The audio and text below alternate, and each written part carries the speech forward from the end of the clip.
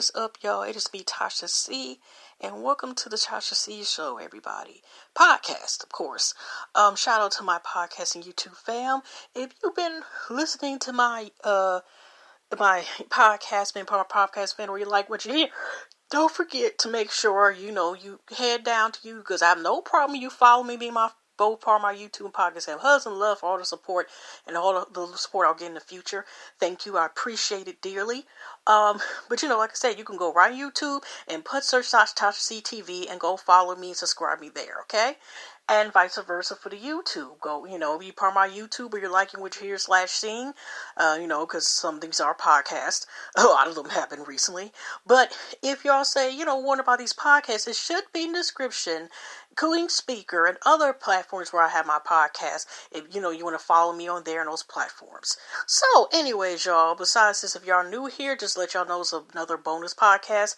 This time, even though I used to have another one that includes entertainment, other different stuff, this one is more so with Black history facts. So anyway, I'm gonna add this. I've been doing this about a week or something now, just having this as my bonus podcast at the moment. But what I'm saying, when I decided to make this YouTube series called my 366, I had to change it from 65 to 66 because this is a leap year, where I basically list,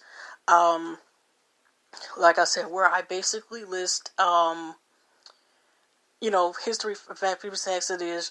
But in this case, when it's a bonus podcast, I just made a series what I wanted to start October 8th, which is my birthday, and try and end it exactly on October 8th. Even though it might be different, y'all, I'm planning on trying to do this as long as I can, or as long as I can, and feel like and have the time of doing this, Our Kings and Queens, which is, like I said, dedicated to Black history.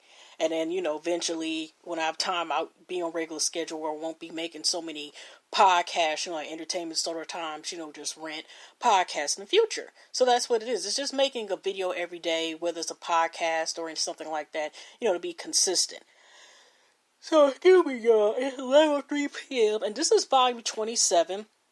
We got 2 more days left of February, but like I said, I am going to continue this as long as I can, as far as Our Kings and Queens. So it will be separate, from, say, me doing my video journey series again. It's like I'm not going to cut it off just even, say if I'm able to last that long once I reach October the 8th. I'm not going to if I'm able to still, I'm not going to cut it off just because, it's that day. I'm going to be able to, if I'm able to, Lord willing, I'll continue to keep going. Okay. So anyways, again, sometimes I use websites for new people, and sometimes I will use either or, websites or, what else would I say? Okay, real quick, I was actually about to go to my bookmarked on Array Now, which is Avery Duvall's company and so forth. I've actually just, before I'm going to where I usually save and bookmark, a post I want to read about, I just got on here, so I'm just going to add this here. That's why I think that's her filming company, and she has it posted. So let me just read it real quick. She's a article from Forbes, Ava DeBarb, by Bedri Cold Hurley, I think is the contributor to this thing.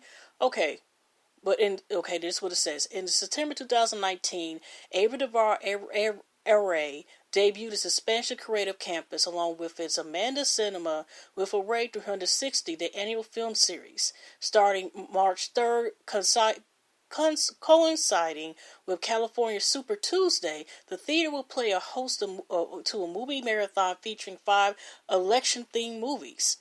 Okay, and Super Tuesday, y'all, is March 3rd, okay? And here she says, we can't wait to open our doors to our curated campus in LA next Tuesday for our special For the People series. Free tickets, clicking in the link bio. So, if you want to follow Avery DeVar and you're in that area, and if there's tickets left, y'all try to go there. That sounds great. Sorry, y'all, about the pause. And if y'all know, I know this is so random for me to talk about it here, but if y'all, into astrology and stuff, or just such things as Mercury retrograde, the technology, it honestly is messed up. Stuff, for example. Okay. So anyway, just a quick note. This is not going to be that long because it's already 11:06, and I was doing some things that got me behind. So this may not be a long one, But like I said, some of the podcasts will be longer than another one. Okay, on George Memphis' page, we have here, just a small, sentence about another legend as far as an inventor, black inventors. Okay, Lewis Latimer was an inventor and draftsman best known for his contributions to the patenting of the light bulb and the first telephone. I mentioned this person before, but it's all, like I said, there's nothing wrong with getting more information. Okay, the Shade Room, for example.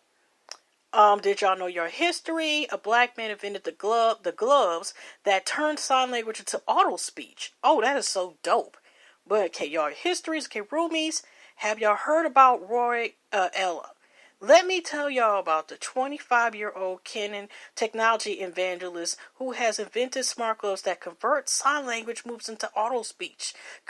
Created to make life easier for his niece, Ella stated in an interview with Guardian, "My niece wears the gloves, pairs them to her phone or mine, then starts signing, and I'm able to understand what she's saying. Like all sign language users, she's very good at lip reading, so she doesn't need me to sign back." Okay, that is dope. That is really dope. I know this is random, but it was somebody that was my classmate. She was a black young lady as well. And it was interesting because they did have a sign language department. And one time, even too, I thought about doing sign language, like having a major with that. But it was interesting in terms of that would have been, Neek said if she was able to use this device years ago when I had a class with her, because she was deaf and she used sign language. And sometimes, we were in it was, we were in a math class and she sat next to me for a semester. And she had interpreters. So it was weird, y'all, that I had to look at the interpreter instead of her because she's right next to me. And I want to look at her and talk because, you just talking you look at person face to face when you're talking to them. And I had to talk to her interpreters and they would sign language her. And just when she was sign language back, it was, she knew how to sometimes say things. I remember I gave her, or something I had gave her and she said she could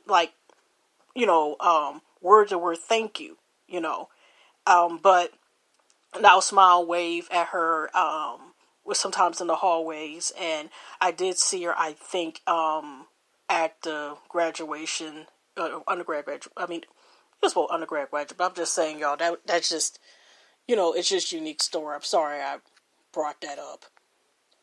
Okay, now we got Balo Alert.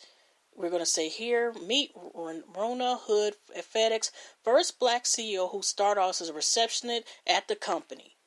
Okay, delivery service company FedEx has appointed its first black CEO who started off as a receptionist at the company. On Tuesday, the mega shipping business announced Ramona Hood as the company's new CEO, who was formerly the VIP operations strategy and planning. Hood has worked for the company for 28 years and started off at the business as a receptionist back in 1991 when she was 19. At the time, FedEx was still called Roberts Express, and today she now manages the custom critical division. I wasn't thinking this was going to be my career, and I'd be here for 28 years, said Hood. I was a young mother. I wanted a job that had a stable shift that would allow me to do college courses as appropriate. Through the years, Hood had climbed the ladder in the business, going from heading the subsidiary of FedEx truckload brokerage and eventually securing officer position at FedEx supply chain in 2016, according to the Black Enterprise. Hood then came back to serve as a official in FedEx Custom Critical. Her educational background consists of a bachelor's degree in business management from Wash University and an executive MBA from Case Western Reserve University. As a CEO, Hood says she is interested in ideas from company employees, customers, and independent contractors driving from Custom Critical. taking action, Hood has always created Winona roundtables, which brings employees together to discuss ways to make the company better. Next thing I'll be doing is going out and spending time with customers and independent contractors, Hood said, identifying that as my listen and learn tour. She plans on focus on the needs of customers while looking at ways we haven't in the past. Just dope, y'all. Congrats, y'all. Congrats. I mean, I want to say congrats, y'all, but it's dope. How people achieve their dreams and so forth. So, it's just dope to hear a story such as this. Awesome, black excellence. Okay. And I wanted to say real quick again, from Lovey T, before I think I might do like a similar story, y'all. Like I said, this is going to be one of the shorter ones today. Now from Lovey T, she also, like I said, has a tea line and so forth. But she also is having, which is, I think it's supposed to premiere tomorrow, is Dope Beauty Products, which actually has CBD product in it. So it's Dope Beauty Products, but products is spelled with a Z, zebra.com. And it's dope that she said she hasn't even made her announcement yet, but they're already shopping, buying products. So you can go and, like I said, make your purchases right again. And Dope, where do you spell Dope? Beauty Products, let me spell that out, is DOPEBEAUTYPRODUCTZ.com. Everything's officially available. You can also, if you say Lovely T, also on her site. I know her page is still private. It's Lovely T 2002 on Instagram, but you can also follow her page, which is Dope Beauty _products with a Z. Okay, so it just says how it sounds is on there and so forth. Let's see here. All right. Also on AADP, NC, I'm about to, like I said, this will be the last one today. Okay. Marcy Martian is a multi-talented Latino star, has taken the film industry by storm. Her acting career began at the age of 5 when she booked her first national commercial for Choice Hotel. Since then, she has continued to reach higher heights. After landing her breakout role as Diane Johnson in the popular sitcom Blackish in 2014, she decided to pitch her idea for her film titled Little. The film was picked by Universal Pictures as she received the opportunity to both star in and serve as executive producer for the film. This made Marcy Martian Hollywood's youngest executive producer.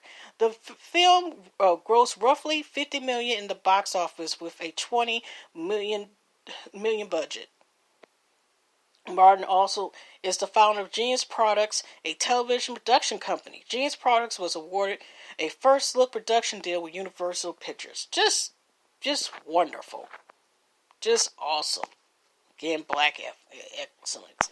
Well, anyway, y'all, I'm sorry about this quick podcast today, but I'm about to get off here now. And hugs and loves, everybody, and I will see y'all.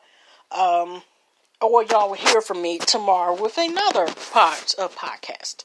Okay, hugs and loves, everybody. Take care. God bless. All right, see you on the next one.